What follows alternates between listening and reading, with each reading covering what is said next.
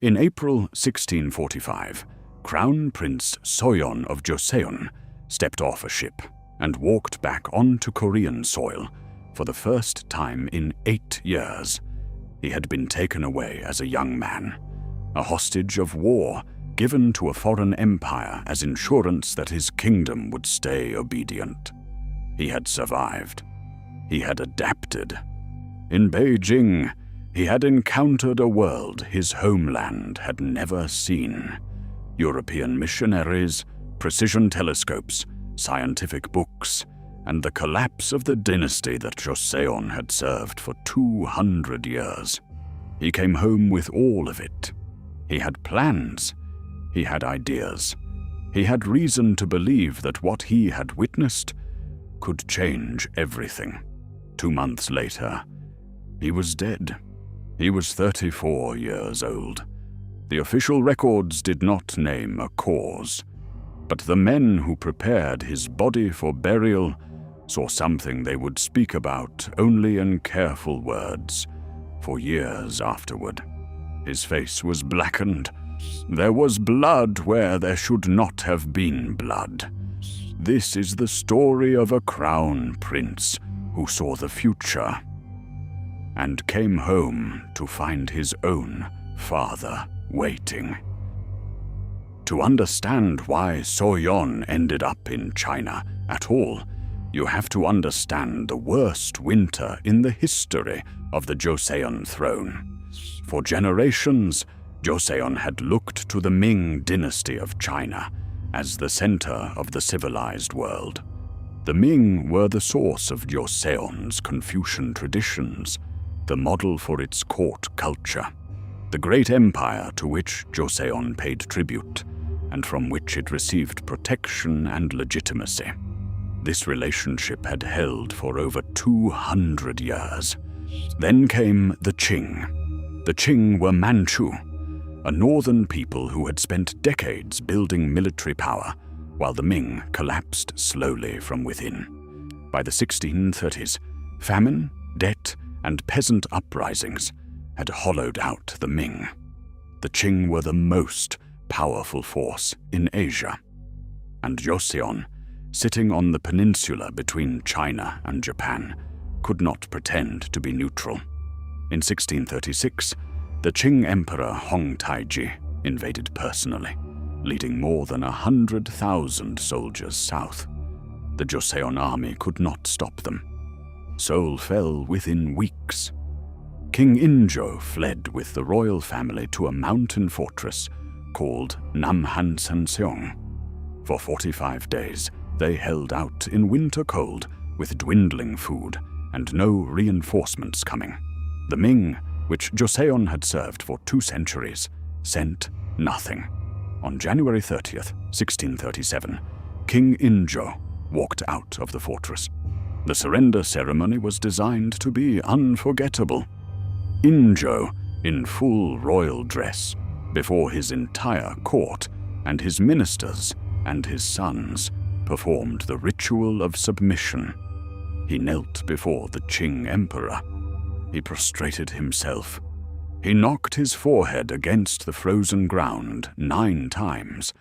The terms of surrender included 2 provisions that would define the rest of his reign. Joseon would sever ties with the Ming dynasty, and Injo's 2 oldest sons, Crown Prince Sohyeon, age 25, and Prince Bongrim, age 18, would be taken to Beijing as hostages. They would stay there until the Qing were satisfied. They were taken north within days.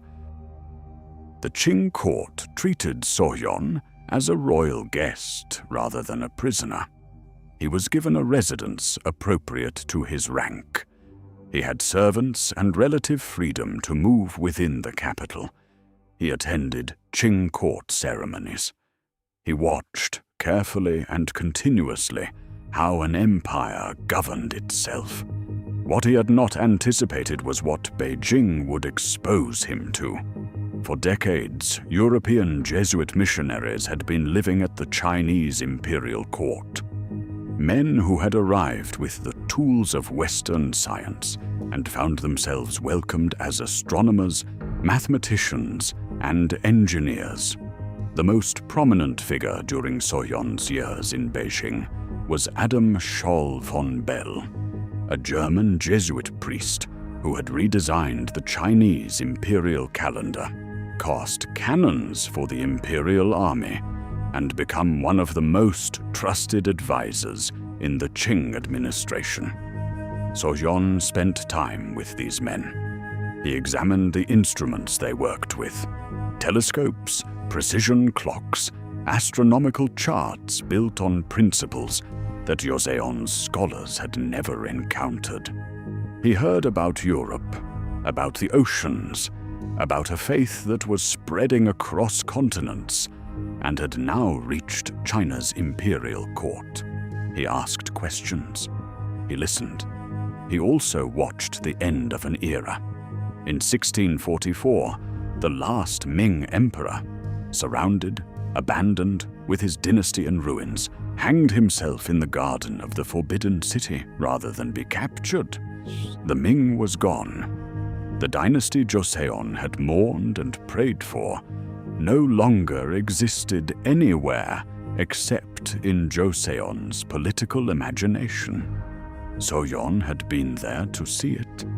He understood something that almost no one in Seoul could have understood, because he had watched it from the inside. The world had changed. A new one had taken its place. In 1645, the Qing allowed him to return.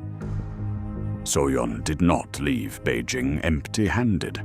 He brought astronomical and scientific instruments, telescopes, measuring devices, equipment built on principles unknown in Joseon. He brought books, Catholic religious texts, maps of the world, scientific treatises covering mathematics and astronomy and geography. He carried personal letters of introduction from Father Adam Scholl himself, addressed to the Joseon royal court. The records suggest he had been deeply influenced by what he had encountered. Whether he formally converted to Catholicism during his time in Beijing is a question historians still debate. But his intentions upon returning seemed clear. He wanted Joseon to engage with the wider world. He understood that the Qing were the new reality, that the dead Ming was not coming back, that there were powers and ideas beyond both that his kingdom had not yet reckoned with. He had spent 8 years in the capital of the most powerful empire on earth. He had spoken with Europeans about science and theology and the shape of the cosmos. He came home at 34 years old with the mind of a man who had seen more of the world than anyone in Seoul. He had 73 days. King Injo had not healed in 8 years. The surrender of 1637, prostrating himself before the Qing emperor, knocking his forehead against frozen ground, had done something to him that time did not repair. He was not broken physically. He was broken in the way that men of power break when they are publicly humiliated in front of everyone who serves them. He had performed the most degrading act a Joseon king could perform, and everyone in the kingdom knew it. For 8 years, Injo had built his remaining political identity around what he called loyalty to the dead Ming. He refused publicly to recognize the Qing as legitimate rulers of China. He maintained rituals of mourning for the fallen Ming emperor. He spoke, in the careful way kings speak, of eventual justice. None of this had any practical effect. The Qing were everywhere, and Joseon could not challenge them. But it gave Injo something to hold on to, a version of himself that had not been broken on the frozen ground. And then his son came home. His son, who had lived for 8 years in the Qing capital, who had made relationships with Qing officials, who had brought back Western books and a European telescope and letters from a Jesuit priest who advised the Qing emperor, who seemed, from everything he said and brought and intended, to believe that the Qing were now the world's center and that Joseon needed to engage with them. To King Injo, this was not a returning son. This was a threat. Between April and June of 1645, Sohyeon met with his father multiple times. The Joseon annals, which typically record royal audiences in considerable detail, become strangely sparse during these weeks. What survives suggests the meetings were difficult. There were arguments about the Western instruments Sohyeon had brought. There were disagreements about how Joseon should position itself toward the Qing going forward. The political gap between them was not a misunderstanding. It was fundamental. One meeting, described in fragments across several sources, ended badly. Some accounts mention something being thrown. Some describe a humiliation. The entries in the official record shift in ways that historians have learned to read as evidence of later editing. Someone went through what remained and managed it carefully. What is certain is that in late May, Sohyeon fell ill. On June 27, 1645, 2 months and 18 days after his return, he was dead. The men who prepared Sohyeon's body for burial did not forget what they saw. Their observations did not vanish entirely from the historical record. They passed through accounts and second-hand reports into the work of scholars in the generations that followed. What they described was not the appearance of a man carried away by ordinary illness. His face was blackened. His body showed bleeding from the nose and mouth. The discoloration was not consistent with the diseases that took men in the Joseon period. In the medical understanding of the time, this constellation of signs, sudden death, dark discoloration of the skin, bleeding from the body's openings, was associated specifically with poisoning. Joseon's court physicians knew what such a presentation meant. The court physician who examined the body gave an answer that contemporaries noted was unusually careful in its wording. Sohyeon had been home for less than 3 months. He had been young, not previously ill, with every reason to survive. The investigation that followed Sohyeon's death did not examine the king. It examined the wife. Crown Princess Kang had herself been held in Beijing for years as a hostage alongside her husband. She had only recently been reunited with him. After Sohyeon's death, King Injo fell ill, the timing disputed, the illness's nature unclear, and the accusation emerged that Kang had attempted to poison the king. The connection between this accusation and Sohyeon's own death was not drawn in any official document. The timeline was simply noted. Kang was executed. She was given poison, the same method she was accused of having used. Her family was destroyed. Then Sohyeon's 3 sons, the Crown Prince's own heirs, young boys, were exiled to Jeju Island. All 3 died in exile. The entire line of succession that ran through Sohyeon, his wife, his 3 children, the future that his return was supposed to represent, was eliminated within a few years of his death. His younger brother, Prince Bonggrim, eventually took the throne. He reigned as King Hyojong, and Yeojong pursued the precise opposite of everything Sohyeon had believed. Fierce ideological rejection of the Qing, military rhetoric aimed northward, and absolute resistance to Western influence. Joseon chose a different path. Historians working with the Joseon Wangjo Silok, the official annals of the Joseon dynasty, face a specific problem when they reach the summer of 1645.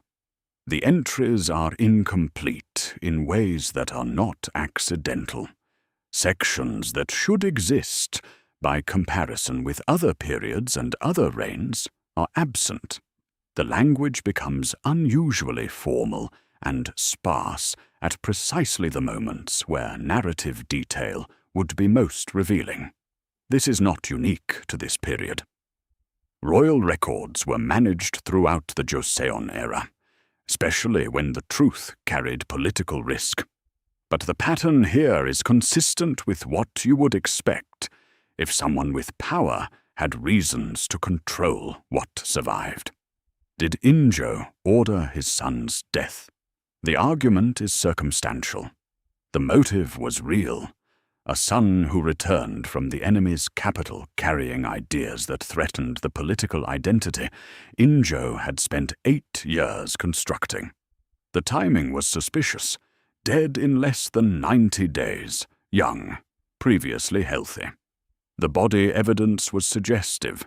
Physicians saw signs they recognized. The elimination of the entire family afterward follows a pattern seen elsewhere in Joseon's history. When powerful men want to ensure a story cannot be corrected or continued, there is no confession. There are no witnesses who survived and spoke plainly. There is only the record, which was managed, and the body, which was not. If Sohyeon had lived, Joseon might have been different. He had seen the wider world. He had spoken with European missionaries about science and religion.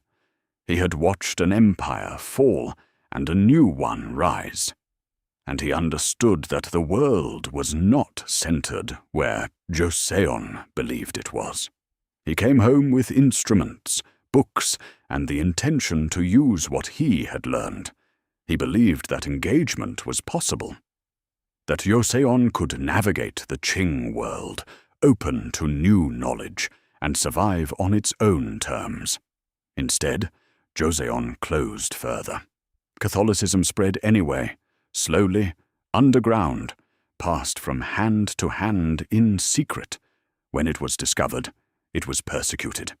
The Western world that Sohyeon had encountered in Beijing did not come to Joseon on anyone's invitation.